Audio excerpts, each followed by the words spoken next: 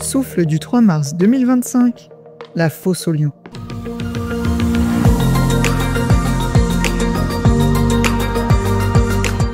Nous entendons malheureusement parfois des faits divers de personnes tombées dans des enclos d'animaux aux zoo, pour qui cela ne s'est pas forcément bien terminé.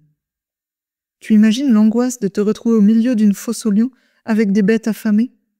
Je n'en mènerai pas large. D'ailleurs, de manière générale, quand nous avons l'impression que la vie s'acharne contre nous, que nous nous sentons comme pris en étau par de choses trop difficiles à avaler, c'est dur de ne pas désespérer, de ne pas nous laisser paralyser par ce qui peut sembler être une montagne insurmontable, et de réussir à trouver l'élan pour nous en sortir et continuer à avancer. Certains y arrivent, comme le prophète Daniel il y a quelques siècles, dont l'histoire nous est racontée dans la Bible.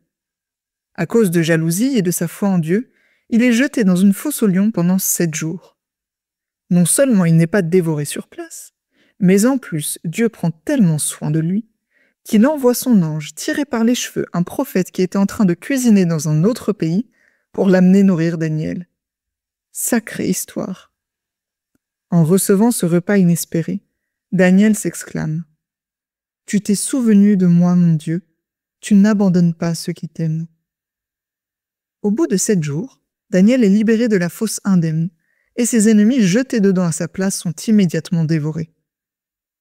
Croyant ou non croyant, permets-moi de formuler le vœu qu'un jour, tu puisses faire tienne cette parole de la Bible, et comme Daniel dire « Tu t'es souvenu de moi, mon Dieu, tu n'abandonnes pas ceux qui t'aiment. » Ose apprendre à le dire avant même d'être jeté dans la fosse.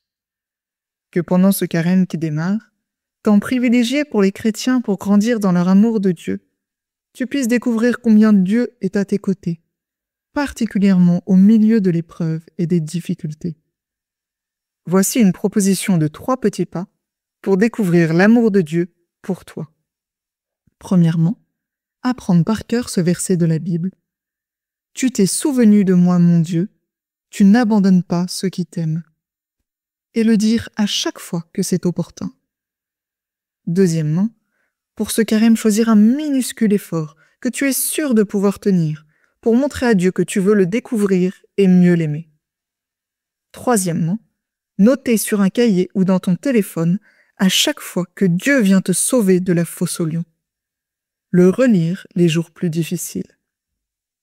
Bonne semaine, à grandir dans la confiance que Dieu veille sur toi.